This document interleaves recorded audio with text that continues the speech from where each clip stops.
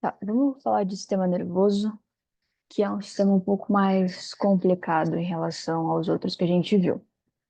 Bom, só uma breve introdução. O sistema nervoso ele vai permitir a resposta de estímulos internos e externos. A gente vai entender o que isso significa. E a unidade básica do sistema nervoso é o neurônio, que é a célula que vai transmitir os impulsos nervosos. Então, o que vai acontecer?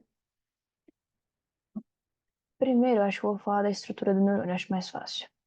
O neurônio, ele é dividido em três partes, basicamente. A gente tem os dendritos, que são esses prolongamentos aqui, essas ramificações. O corpo celular, que é essa parte arredondada aqui. E o axônio. O axônio é toda essa extensão aqui, e aqui é só o final do axônio, certo? O que acontece? No axônio, a gente tem uma estrutura que é muito importante, que chama bainha de mielina. Por que ela é importante? Porque ela vai acelerar a condução do impulso nervoso. Por quê? Porque a bainha de mielina, ela vai isolar o impulso. Então, na verdade, o que vai acontecer é que o impulso nervoso, ele vai acontecer por meio de um negócio que a gente chama condução saltatória. O impulso, ele não passa entre a bainha de mielina, ele vai dando saltos nesses espaços aqui entre é uma bainha de mielina e outra, não sei explicar, mas entre esses espaços que não tem nada, basicamente. Esses espaços recebem o nome de nodos de Ranvier. Então, é, voltando aqui, como que vai acontecer esse impulso nervoso? O dendrito vai receber a informação, igual está mostrando aqui nessa imagem. Os dendritos recebem a informação. Aí, ok, passou pelo corpo celular, o axônio, ele vai, por meio do axônio, vai seguir nesse caminho aqui e vai chegar em uma outra célula, igual está mostrando nessa imagem aqui. Então, de novo, vai receber o impulso, a primeira parte que vai entrar em contato são os dendritos, vai passar pelo corpo celular, vai seguir pelo axônio e depois vai sair. Depois a gente vai entender como que isso acontece. O impulso nervoso, ele é unidirecional. Então, é sempre dendrito, corpo celular, axônio. É sempre a mesma coisa. É, então, só para ficar claro, você vai ter o impulso nervoso, aí passou pelo dendrito, passou pelo corpo celular, chegou no axônio, vai dar de cara com a bainha de mielina. A bainha de mielina, ela funciona como um isolante, porque a membrana da bainha de mielina é lipídico, e aí, enfim, tem uma baixa condutividade elétrica, enfim. Então, o impulso, ele vai passar por saltos, então nos espaços vazios, como está mostrando essa imagem aqui. E a gente chama esses saltos, né, de condução saltatória, a condução do impulso nervoso em saltos. E aí, esses espaços, tem que saber o nome, são os nodos de Ranvier.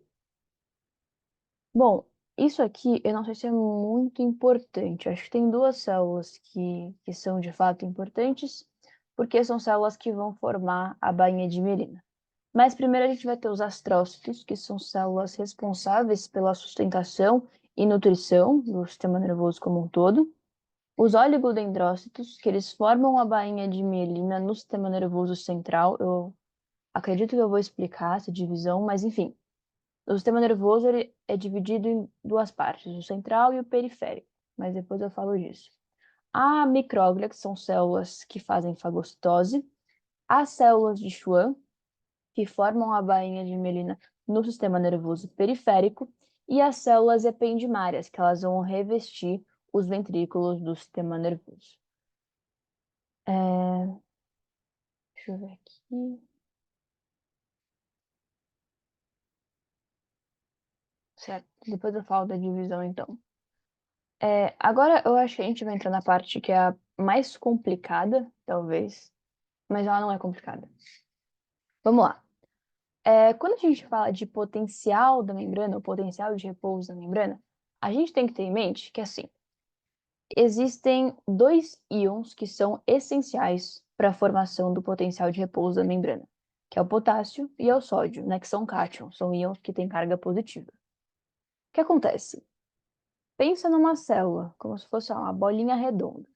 Aí o que está dentro da bolinha é o meio intracelular, o que está fora é o extracelular. O que acontece?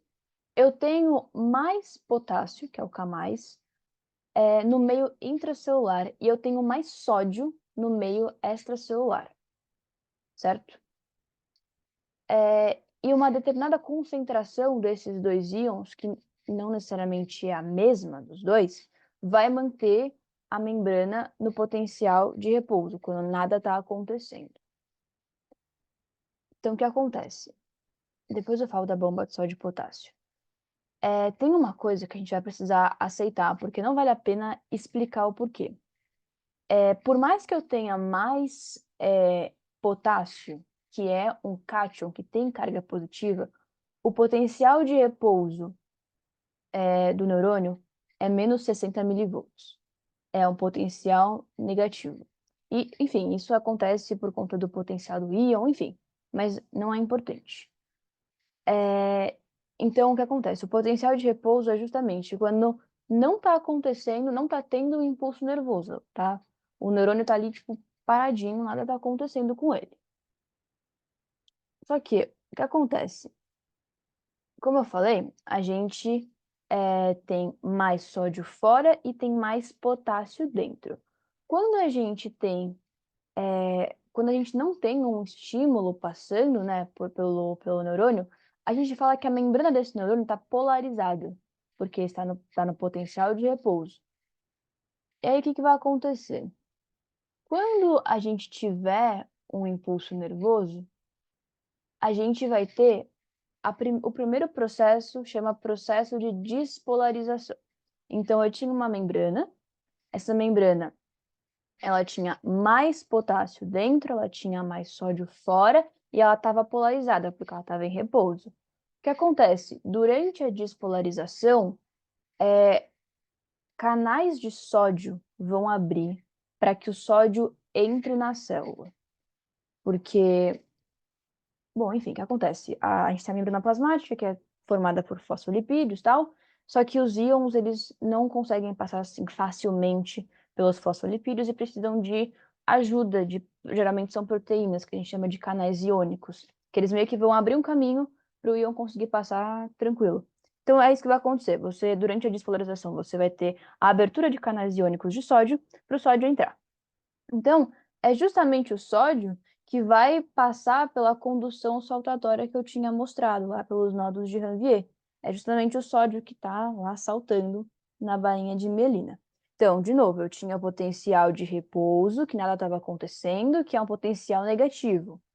Aí, durante a despolarização, eu tenho a entrada de sódio na membrana, e isso vai deixando a minha membrana menos negativa. Depois disso, o que acontece? Eu cheguei num ponto, aqui mostra nesse gráfico, então eu tinha o potencial de repouso, aí teve a despolarização e eu cheguei num ponto alto, cheguei por conta do impulso nervoso. Agora, a membrana precisa voltar para o potencial de repouso dela, porque é como se tivesse tido um desequilíbrio agora. Então, eu preciso voltar ao normal. O que vai acontecer? Aí, a gente vai ter um processo chamado de repolarização. Então, o que vai acontecer?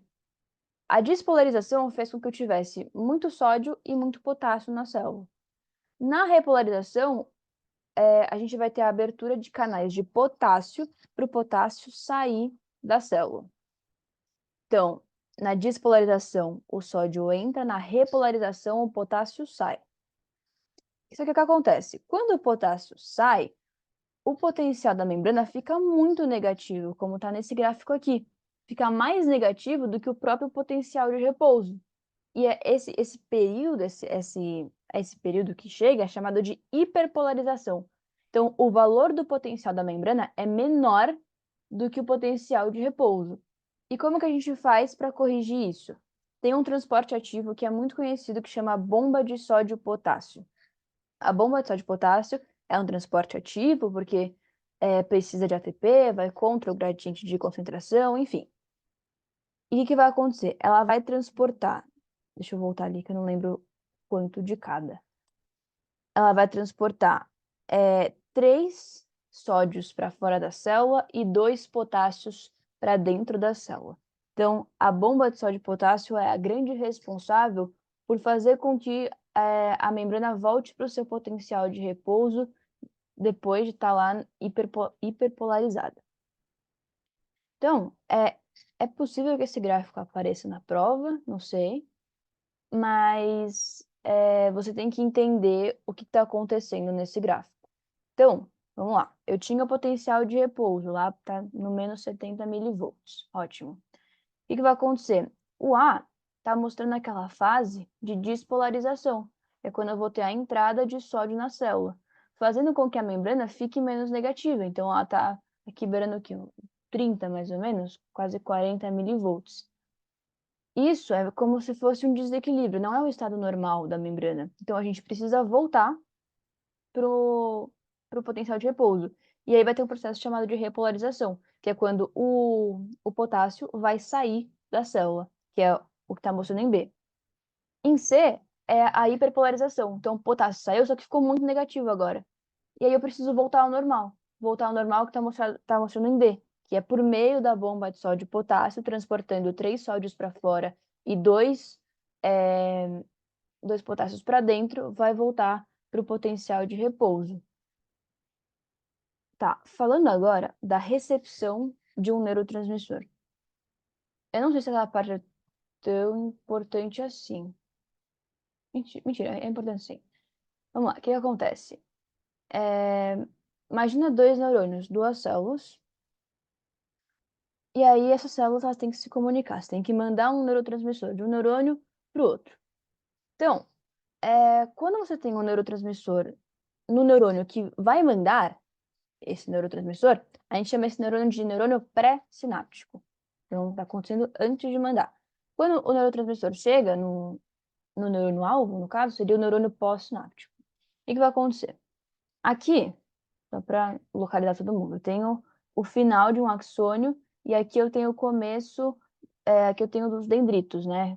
Então, aqui o final de um neurônio, aqui o começo de um outro neurônio. O que vai acontecer? No neurônio pré-sináptico, que é esse aqui, que é o que vai mandar, a gente tem canais de cálcio, que são esses negocinhos verdes aqui. E a gente também tem vesículas sinápticas, que são essas bolinhas, e esses vermelhinhos, essas bolinhas vermelhas, são os neurotransmissores. E o que vai acontecer? O cálcio, ele vai entrar aqui por meio desses canais iônicos, de novo, os canais iônicos, eles vão entrar nos canais iônicos e vão se ligar às vesículas sinápticas. Quando eles se ligam, por alguma razão que não nos interessa, isso faz com que as vesículas sinápticas elas liberem os neurotransmissores por um processo chamado exocitose, que é um transporte ativo. Então, o cálcio entrou, vai se ligar a uma vesícula sináptica, e essa vesícula sináptica vai liberar os neurotransmissores que vão se ligar aos receptores que estão aqui nos dendritos. Então, falei que eu ia comentar da anatomia do sistema nervoso, das divisões, vamos lá. O sistema nervoso é dividido em 2 partes, o central e o periférico. O central ele é composto pelo encéfalo e pela medula espinhal. O encéfalo ele é formado por 3 coisas: cérebro, cerebelo e tronco encefálico. Isso eu acho que é muito detalhe, mas eu vou falar de qualquer forma. O cérebro é formado pelo telencéfalo e pelo diencéfalo. O cerebelo é o cerebelo. O tronco encefálico é formado pelo mesencéfalo, pela ponte e pelo bulbo. A gente entende a medula espinhal como se fosse a continuação do bulbo. A gente viu o bulbo quando a gente estava vendo sistema respiratório. Mas, enfim, não é muito importante para a gente agora. O sistema nervoso periférico, então, o central é o que está em vermelho aqui. O periférico é todo o resto, está em azul. O periférico é formado por nervos e gânglios. Então, a gente tem nervos que são cranianos, né, que saem do encéfalo, e nervos que são espinhais, ou espinais, que saem da medula. O que acontece? A gente pode dividir os nervos de 2 formas: os cranianos, os espinais, só que a gente também vai ter sensoriais e motores. Então, os nervos que são sensoriais, eles levam a mensagem de células sensoriais pelo sistema nervoso central. Já os que levam a mensagem do sistema nervoso central para a célula são os motores. Por que isso é importante? Para a gente entender o que é o ato reflexo, que eu acho que é muito importante. O que acontece? Ato reflexo são atos, são voluntários. A gente tem. Minto, desculpa. Os atos reflexos são atos que a gente toma. São atos que a gente. São atos inconscientes, na verdade. O que acontece?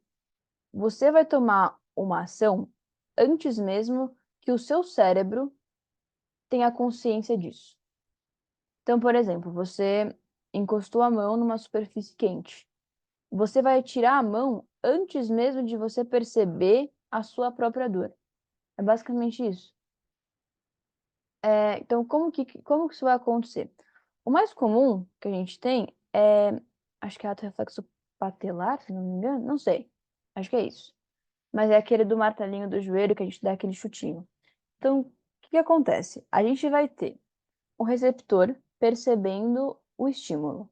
Aí eu vou ter um neurônio sensitivo que vai levar essa mensagem da célula até a medula, que faz parte do sistema nervoso central. Na medula vai acontecer uma sinapse. Uma sinapse é uma comunicação sem contato direto entre os dois neurônios. Quais são os dois neurônios? O neurônio sensitivo vai fazer uma sinapse com o neurônio motor, que é o que vai levar a resposta da medula até o músculo. E a resposta é justamente o chutinho, a extensão da perna. Tá. E aqui é a última parte para a gente falar de, do sistema nervoso, que é a classificação funcional. Então, a gente tem o voluntário, que são as voluntárias do sistema, que a gente não vai falar agora, e tem o autônomo. O que acontece? O autônomo é dividido em dois, simpático e parasimpático. O sistema nervoso autônomo simpático, ele é estimulante. O que ele vai liberar, então? Noradrenalina. Por quê? Quando a gente está numa situação, eu vou chamar essa situação de estressante. Não é nenhuma situação de emergência, mas é uma situação estressante. Tipo, o seu corpo não está no seu estado normal. A gente vai ter um negócio chamado reação de alarme de Cannon, e essa reação de alarme de Cannon vai resultar na liberação de noradrenalina junto com vários sintomas. Aqui eu coloquei só 3, mas tem um monte. Então, a gente pode falar da quebra do glicogênio para ter mais glicose no sangue, ter mais energia, dilatação de pupila, diminuição do peristaltismo, aumento da frequência cardíaca, enfim. Tem um monte de coisa que pode acontecer. O que é importante você entender que a noradrenalina ela é liberada pelo sistema nervoso autônomo simpático e ela vai ser liberada quando a gente está numa situação estressante. E aí depois disso a gente vai ter a ação do sistema nervoso autônomo parasimpático, que ele é relaxante. O que ele vai liberar? Acetilcolina. Então depois que a gente tem uma descarga de noradrenalina, a gente tem o sistema nervoso autônomo parasimpático atuando e liberando acetilcolina.